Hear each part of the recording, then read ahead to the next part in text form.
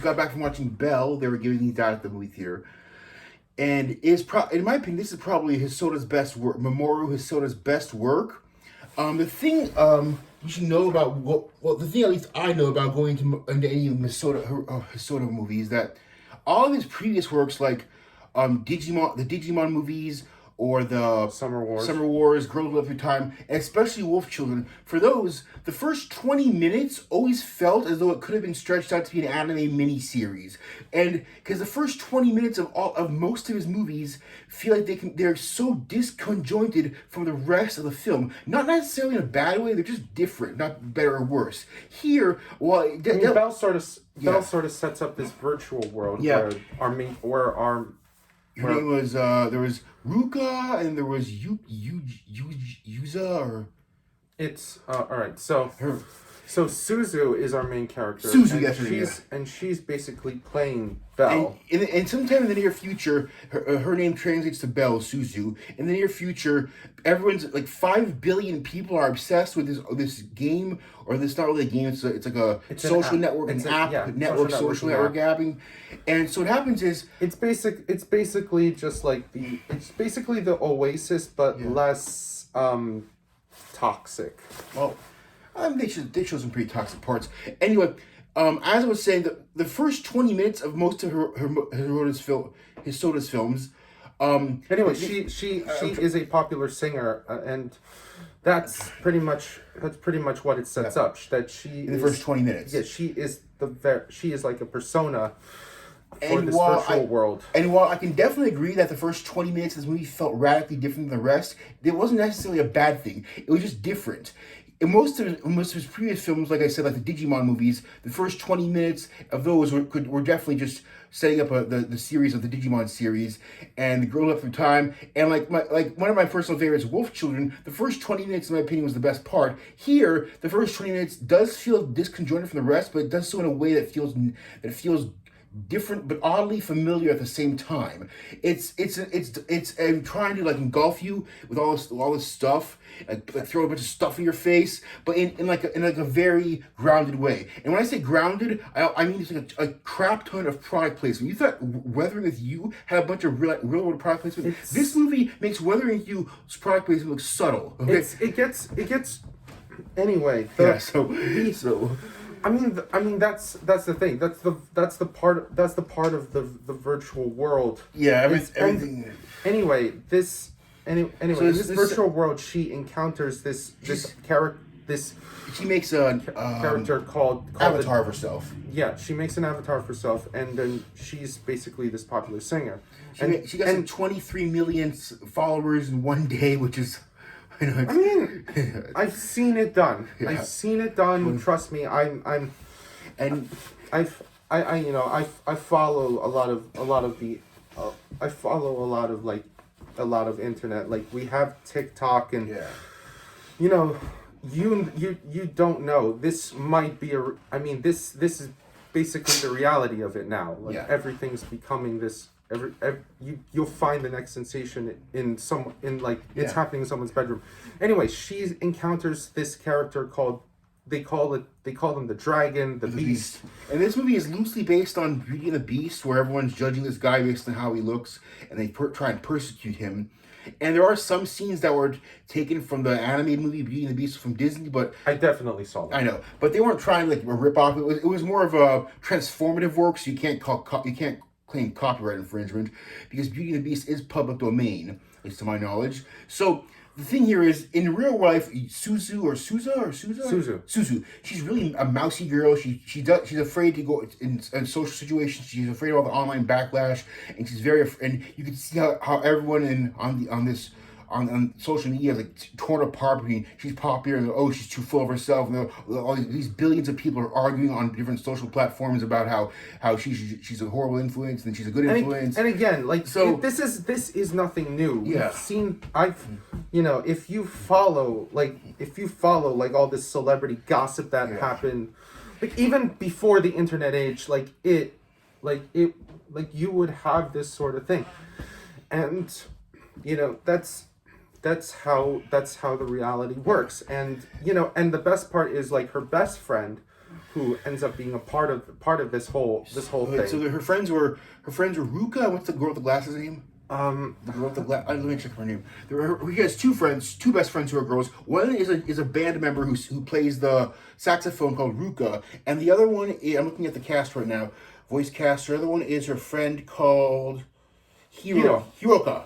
Yeah, Hiroka or Hiro. No, that's a boy. That's the boy, isn't? No. Hiro. Oh, it's a girl. Yeah, Hiro's the friend. Hiroka. And she becomes basically her publicist. Her nerdy girl with the glasses who does everything anonymously and handles all of her finances. She gets money from her from basically ad revenue. Belle Yeah. does. And even though she's I think she's 17, she's a minor. I'm not sure how that would work, and her parents are oblivious to it. But I don't. It's that's not what the point.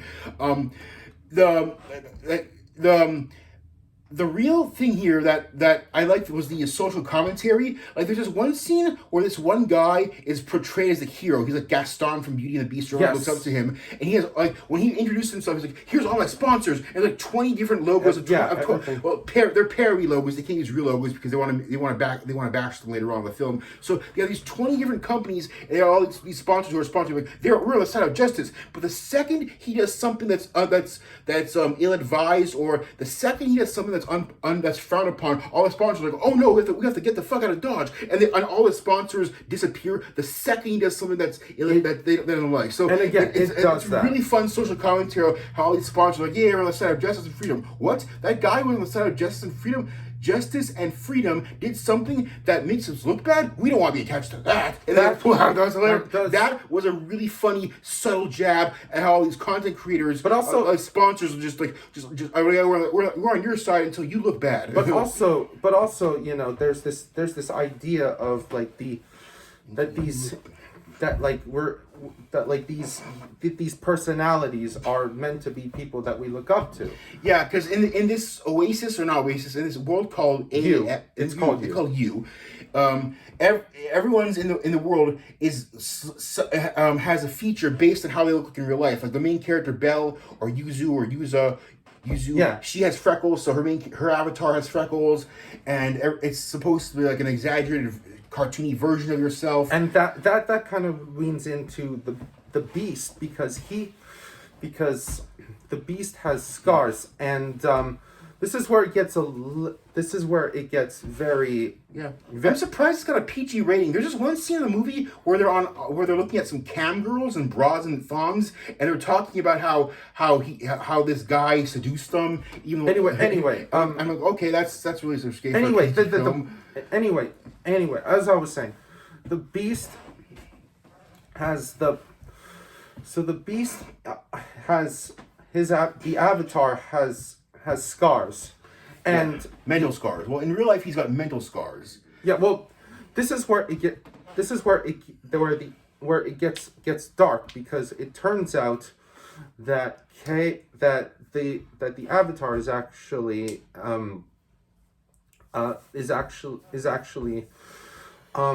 someone who is dealing with something very tough in their household. Yeah. And and I usually on these subjects and they don't show much of it, but it's very heavily implied. The way they it's hard to really portray it, but without in the way that you might that might like make it so that might like shine light on this issue, but the way that they incorporate the way that the issue is solved is kind of it might be very reflective on what what a person is going through personally. Yeah, but what I would like, and that's something I was hoping to see to the end, but what I wanted to do was discuss more about how the first 20 minutes felt like it could have been its own anime miniseries. Because what happens is Ruka, no, not Ruka, her Yuzu, her when she was like 6 years old, her mother drowns trying to save this random kid in a river, and the random kid gets saved, and we never see that random kid pop up ever again. We see her friend Shinobu, who's comforting her when he's the same age as her. When they were 6 years old, he's like, I'm going to protect you, and then you see him as an adult. Well, not an adult, 17 when they're in high school, but the thing was that they never showed that little kid ever again, and I really wish they would have done more with it. Well, it could have been. I mean, I'm sure they expand upon it more if this was based on a manga. They'd probably like have a manga spin-off where they expand more upon that stuff. But I feel like if this movie was like 5 or 10 minutes longer, they could have introduced her as another character, major component of the story. But we do get other characters in the form. But we do get other characters. Again, Shinobu feels like Shinobu. You might expect to be like this cool character who's like, he isn't portrayed as a conventional love interest really. He's doing, I think one of the best things is like he is willing to do, like he's willing to help Suzu get through this tough time in her life. Get through, no matter how much time it takes. Yeah, and I like how he's the one who helps her be true to herself, because what happens is when she's in the virtual world, the universe, or the U, or whatever, the U, I'm assuming it stands for universe.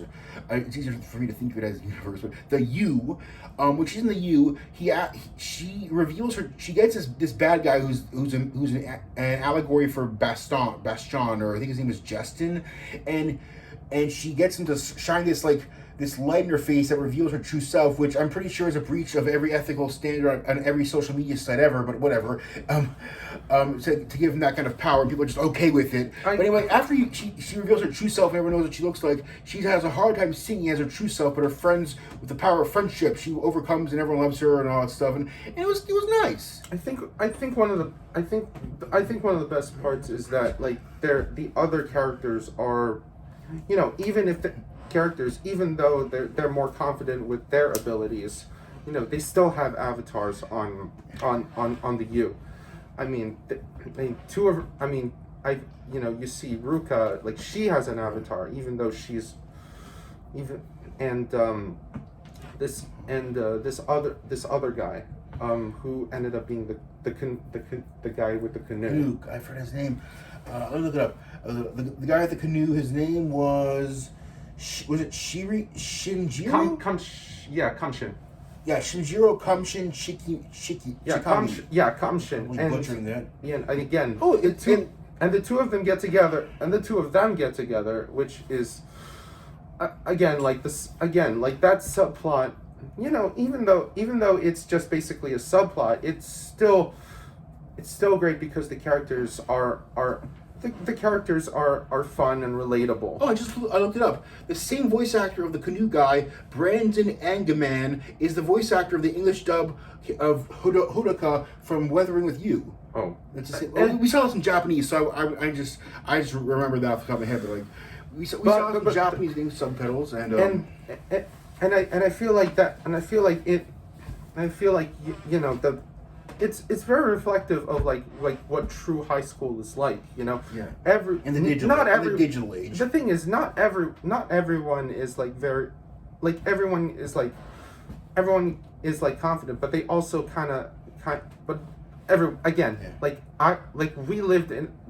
we live in a time where everyone is them physically, but also through Facebook and Twitter and all of that. So it makes a lot of sense. And I love everything, but in a way that's not like social media influencer thing. And like there's this one, I like the comedy. Like there's one scene where this old, well, not really old, she's a middle-aged woman. She's talking about how she has a great life with her kids and she like get along with them. And then they're like, I just checked Amazon and Uber Eats. They delivered to her house, but they never gave anything for. They never bought anything. She never bought anything for kids or for a husband. She's lying. I'm like, okay, you have to specify what you use. I'm like, okay. I'm like, It's really, yeah. I mean, yeah. I mean, like, And again, everyone's got an Apple smartphone, and all the cars are Fiats. I'm like, okay, I get it. You love your product placement, and it's not as bad as like saying the Marvel movies where every car, like remember Captain America, Winter Soldier, where every car is a Mercedes, and every soda machine is I think it was Coca-Cola. Or whatever. Yeah, but here's the thing, like when, and I think that's the best part when everyone wants to know the identity of the beast, and they have these ideas, but the truth isn't what you see on the internet at all. Yeah. So because a lot of people will have to reveal that, and they do it in like the most like. And I think a lot of them reveal it. And everyone's heavily critical about this guy. And there's a saying, if those who have skeletons in their closet shouldn't throw stones, or those who live in a glass house shouldn't throw stones. Yeah, well, everyone in this movie like is so willing to gang up on this 14-year-old kid. They don't know he's 14 till the very end, but like there's this one scene in the movie where he's his brother who's got some kind of mental disorder, who's like very severely autistic. He's like looking up into space and spacing out, can't talk very well. The main the main antagonist, so I would call him more of an anti-hero, the Beast. He's a 14-year-old kid. His younger brother has some kind of mental disorder. His father's very abusive, and there's this one scene where you see him streaming to one person. Then when his father's being abusive, he's like, there's 3 more people who join the stream just to make fun of him. Like, okay, you're gonna bully a 14-year-old kid and a 12-year-old, probably like 12 or 10-year-old who's got issues. And it's unfortunate. That's the reality we live in nowadays. It's fun to pick on people who are weaker. It's fun to pick on people who are weaker than us, when we have the anonymity of the internet. So that's something, yeah. and that's something that's a little. And again, like it's a very dark subject that like very few people touch on. Yeah. But Mamoru Hosoda is like, I think he knows the youth culture and how fragile it is within especially within like the generation of the like every generation.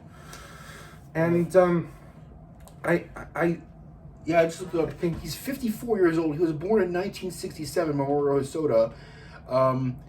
I think the best part is that he understands like the idea that youth is like a very fragile time, and like a very fragile but also very Opportunistic, explorative time in your life. I guess. Yeah, especially Like, I mean, we've seen it in Mirai, and I think we've seen it in Boy and the Beast. Boy and the Beast, that in my opinion is probably his. I say, well, Digimon's obviously his weakest because he was forced to adapt in just a few months. But Boy and the Beast, I much like the film. Like I said, the first 20 minutes was really good, and the rest felt like it was trying to like be a movie when it could have been a series. The point I'm trying to make is that you're always finding new way. You're always finding new ways to express yourself, and it just takes like a couple of sparks to really get into what the person you're gonna end up becoming. Yeah, and I know that Hosoda Hosoda doesn't typically make sequels to his movies, except for Digimon, because that's part of the franchise. But I really like to see like a spin-off of this movie showing how people react to like, I don't know, certain things, like how like one thing that bothered me was this whole movie was about Belle or Yuza. I can't remember her name. Suzu being this mousy girl who had a hard time who was afraid for like she would be like targeted for harassment if people found out who she really was. Her character really was, and at the very end, I think it would be cool to see like a gigantic media shitstorm, like just pummeling her house, like, oh my god, you're Belle, you're super famous, like, and then she's able to deal with it now because she has more confidence. She gained confidence through the help of her friends. I would like to see how she like confidently answered the questions of the media hellstorm that arrives at her. Yeah, it's a really, but like the movie is a surprising like very, is like a very surprising way how like ties the bridge between like the digital fantasy and reality. Yeah. Because and rarely do we get that in a movie that portrays like this sort of other world, this other world that you know this other world where it's that. But like I again like you know we sort of got that in Ready Player One, but like Belle really kind of shows it for a more. I liked Ready Player One because of all the nostalgia bombing, but in terms of what had a better structure, in my opinion, Belle was definitely ahead of Ready Player One. Yeah, Belle definitely had Belle definitely had like this Ready Player internet One was world where it was more directed towards the regular person. Yeah. And especially how much they could make it big. Ready Player One was like an injection of adrenaline into your bloodstream, full of of nostalgia, and it was fun for like a couple of hours. And it still holds up pretty well as a fun film. But in terms of like what had better structure, what was better, what I'd recommend better, what I'd recommend more, I'd recommend this over Ready Player One definitely. Any final thoughts? We went over the characters. I would, yeah,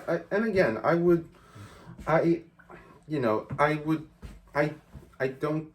Again, I think this type of movie really gets.